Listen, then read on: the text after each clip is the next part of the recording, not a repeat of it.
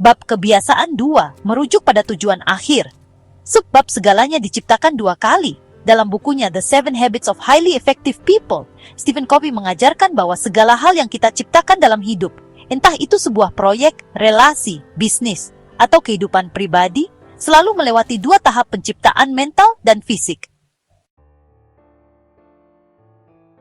Merujuk pada tujuan akhir didasarkan pada prinsip bahwa segalanya diciptakan 2 kali. Ada ciptaan mental atau pertama, dan ciptaan fisik atau kedua. Sebagai contoh, lihatlah pembangunan sebuah rumah. Kita menciptakannya secara rinci sebelum kita menanam pasak pertama di tempatnya.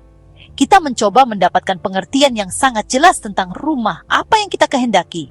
Jika kita menginginkan sebuah rumah yang berpusat pada keluarga, maka kita akan merancang untuk menempatkan ruang keluarga sebagai tempat berkumpul. Kita merencanakan pintu sorong dan pekarangan di belakang rumah, tempat anak-anak bermain. Kita bekerja dengan gagasan. Kita bekerja dengan pikiran kita, hingga kita mendapatkan gambaran yang jelas tentang apa yang kita ingin bangun. Lalu kita menuangkannya menjadi cetak biru dan mengembangkan rencana konstruksi. Semua ini dikerjakan sebelum tanahnya disentuh.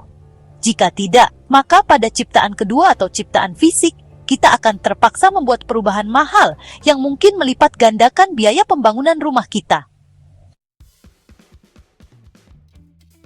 Kaidah tukang kayu berbunyi, ukur 2 kali, potong sekali. Kita harus memastikan bahwa cetak birunya, ciptaan pertama, benar-benar apa yang kita kehendaki, bahwa kita sudah memikirkan segalanya hingga tuntas. Lalu kita memasang bata dan semen. Tiap hari kita pergi ke bedeng konstruksi dan mengeluarkan cetak biru untuk memberi perintah kerja pada hari yang bersangkutan. Kita memulai dengan merujuk pada tujuan akhir kita. Sebagai contoh lain, lihatlah bisnis. Jika kita ingin mempunyai bisnis yang berhasil, kita mendefinisikan dengan jelas apa yang ingin kita capai. Kita memikirkan secara tuntas dan cermat produk atau jasa yang kita ingin berikan sesuai dengan target pasar kita. Lalu kita mengorganisir semua bagian keuangan, penelitian dan pengembangan, operasional, pemasaran, personel, fasilitas fisik, dan sebagainya untuk mencapai sasaran itu. Sejauh mana kita melihat tujuan akhir, seringkali menentukan apakah kita mampu atau tidak menciptakan sebuah perusahaan yang berhasil. Banyak kegagalan bisnis diawali dari ciptaan pertamanya, dengan masalah-masalah seperti kurangnya modal, kesalahpahaman tentang pasar, atau tidak adanya rencana bisnis. Hal yang sama berlaku dalam hal menjadi orang tua. Kalau kita ingin membesarkan anak yang punya disiplin diri dan juga rasa tanggung jawab, kita harus mengingat tujuan akhir itu dengan jelas dalam pikiran kita setiap kali kita berinteraksi dengan anak kita setiap hari. Kita nggak boleh bertindak terhadap mereka dengan cara-cara yang merusak disiplin diri atau harga diri mereka. Pada tingkatan yang bervariasi, orang menggunakan prinsip ini dalam banyak bidang kehidupan. Sebelum kita pergi melakukan suatu perjalanan, kita menentukan tempat tujuan dan merencanakan rute terbaik. Sebelum kita berkebun, kita merencanakannya terlebih dahulu dalam benak kita, mungkin di atas kertas. Kita menyusun pidato di atas kertas sebelum kita menyampaikannya. Kita juga menggambarkan dalam pikiran susunan tanaman di taman kita sebelum kita menata taman kita. Dan kita merancang pakaian yang kita buat sebelum kita memasang benang pada jarum. Kita bertindak di dalam dan memperluas batas-batas lingkaran pengaruh kita sejauh kita memahami prinsip 2 ciptaan dan menerima tanggung jawab untuk keduanya. Kalau kita tidak berbuat selaras dengan prinsip ini dan nggak bertanggung jawab atas ciptaan pertama, kita memperkecil lingkaran pengaruh kita, kepemimpinan dan manajemen, kedua ciptaan. Kepemimpinan bukanlah manajemen. Manajemen adalah fokus garis mendasar. Bagaimana cara terbaik saya untuk mencapai hal-hal tertentu? Sedangkan kepemimpinan berurusan dengan garis puncak, yaitu apa saja yang ingin saya capai.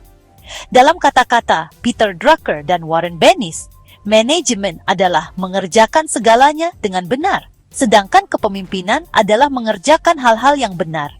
Manajemen adalah efisiensi dalam menaiki tangga keberhasilan, sedangkan kepemimpinan menentukan apakah tangganya bersandar pada dinding yang benar.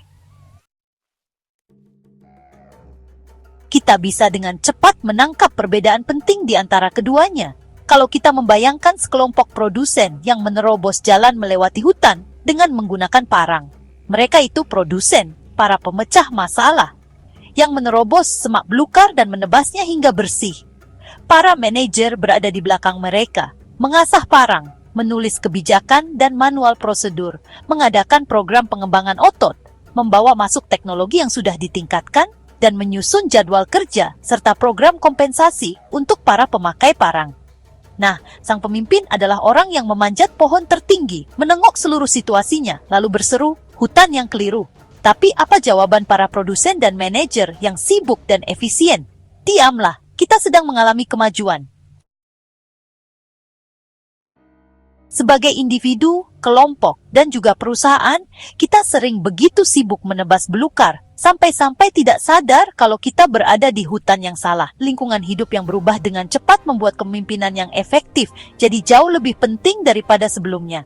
Kita lebih membutuhkan suatu visi atau tempat tujuan dan kompas, yaitu seperangkat prinsip atau petunjuk, dan tidak begitu membutuhkan peta jalan.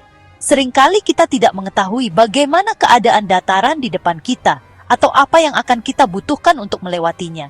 Sebagian besar akan bergantung pada penilaian kita pada waktu itu. Tapi, sebuah kompas batin akan selalu memberi petunjuk arah kepada kita.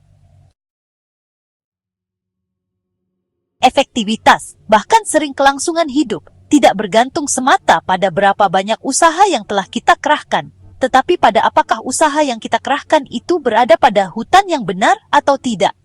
Dan metamorfosis yang terjadi dalam kebanyakan industri dan profesi menuntut adanya kepemimpinan terlebih dahulu dan kemudian baru manajemen. Dalam dunia bisnis, pasar berubah begitu cepat, sehingga banyak produk dan jasa yang berhasil memenuhi selera dan kebutuhan pelanggan beberapa tahun, namun menjadi usang sekarang ini. Kepemimpinan yang kuat dan proaktif harus terus-menerus memonitor perubahan lingkungan, khususnya kebiasaan dan motif belanja pelanggan, dan memberikan kekuatan yang diperlukan untuk mengorganisir sumber daya ke arah yang benar. Perubahan seperti deregulasi industri penerbangan, biaya perawatan kesehatan yang membubung, dan kualitas serta kuantitas yang lebih besar pada mobil impor menimbulkan dampak yang berarti bagi lingkungan. Jika industri tidak memonitor lingkungan, termasuk tim kerja mereka sendiri, dan menjalankan kepemimpinan kreatif agar tetap menuju arah yang benar, tidak ada satupun keahlian manajemen yang dapat mencegah kejatuhan mereka. Manajemen yang efisien tanpa kepemimpinan yang efektif adalah seperti yang pernah dikatakan orang, seperti meluruskan kursi-kursi geladak di atas Titanic. Tidak ada keberhasilan manajemen yang dapat mengimbangi kegagalan dalam kepemimpinan. Akan tetapi, kepemimpinan sulit dilakukan justru karena kita sering terperangkap pada paradigma manajemen. Penulisan ulang naskah menjadi pencipta pertama Anda sendiri. Karena kita sudah hidup dengan banyak naskah yang disodorkan pada kita, proses penulisan naskah diri kita sebenarnya lebih merupakan proses penulisan ulang naskah diri atau perubahan paradigma, yaitu proses mengubah sebagian dari paradigma dasar yang sudah kita miliki. Ketika kita mengenali naskah yang tidak efektif, paradigma yang tidak lengkap atau salah dalam diri kita dapat memulai secara proaktif menulis ulang naskah kita sendiri. Dalam mengembangkan kesadaran diri kita, banyak dari kita menemukan naskah yang tidak efektif, yaitu kebiasaan yang sudah tertanam dalam yang sama sekali tidak berarti bagi kita, yang sama sekali tidak sesuai dengan hal-hal yang sepenuhnya kita hargai dalam hidup ini. Kebiasaan 2 mengatakan kita tidak harus hidup dengan naskah seperti itu. Kita bertanggung jawab dan mampu berespons untuk menggunakan imajinasi dan kreativitas kita untuk menulis naskah yang baru dan lebih efektif, lebih sesuai dengan nilai-nilai kita yang terdalam, dan dengan prinsip-prinsip yang benar yang memberi arti pada nilai-nilai kita. Sebagai contoh, jika kita bersikap reaktif pada anak-anak kita, jika setiap kali mereka mulai berbuat sesuatu yang saya rasa tidak sepantasnya, kita tiba-tiba merasa tegang seketika di ulu hati kita. Kita merasa dinding defensif mulai berdiri. Kita bersiap untuk bertempur. Fokus kita bukanlah pada pertumbuhan dan pengertian jangka panjang, tetapi pada perilaku jangka pendek. Kita berusaha memenangkan perang, bukan pertempuran. Kita mengeluarkan amunisi, ukuran superior kita, posisi otoritas kita, dan kita membentak atau mengintimidasi atau mengancam atau menghukum. Dan kita menang. Kita berdiri di sana penuh kemenangan, di tengah reruntuhan hubungan berantakan, sementara anak-anak kita tunduk di luar dan memberontak di dalam, menekan perasaan yang nantinya akan muncul dengan cara-cara yang lebih buruk. Sekarang, seandainya kita duduk pada pemakaman yang kita visualisasikan sebelumnya, dan salah seorang anak kita akan bicara, kita ingin agar kehidupannya menggambarkan kemenangan dari ajaran, latihan, dan pendisiplinan penuh kasih selama periode bertahun-tahun dan bukan luka akibat perang kecil-kecilan. Kita ingin agar hati dan pikirannya dipenuhi dengan kenangan manis dari masa-masa bersama yang berarti dan mendalam. Kita ingin agar ia mengingat kita sebagai ayah yang penuh kasih dan berbagi suka dan duka selama pertumbuhannya. Kita ingin ia mengingat saat-saat ia datang kepada kita dengan membawa masalah dan kekhawatirannya. Kita ingin ia tahu kita memang tidak sempurna, tetapi bahwa kita sudah berusaha dengan segenap kemampuan kita, dan bahwa barangkali lebih daripada siapapun di dunia ini, kita mengasihinya. Alasan kita menginginkan hal-hal ini adalah karena jauh di dalam hati, kita menghargai anak-anak kita. Kita mengasihi mereka, kita ingin membantu mereka. Kita menghargai peranan kita sebagai ayah mereka. Namun, kita tidak selalu melihat nilai-nilai itu.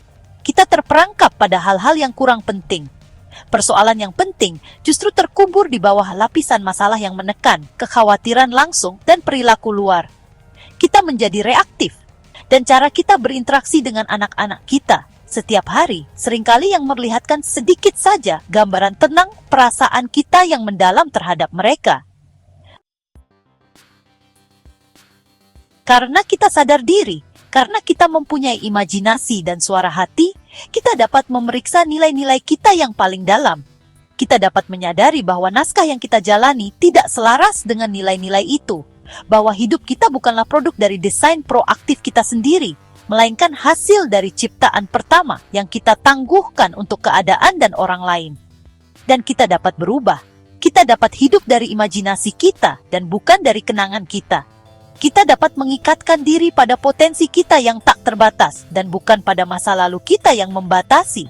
Kita dapat menjadi pencipta pertama kita sendiri. Memulai dengan merujuk pada tujuan akhir, berarti mendekati peranan kita sebagai orang tua dan juga peranan lain dalam hidup kita, dengan nilai-nilai kita dan arahan kita yang jelas.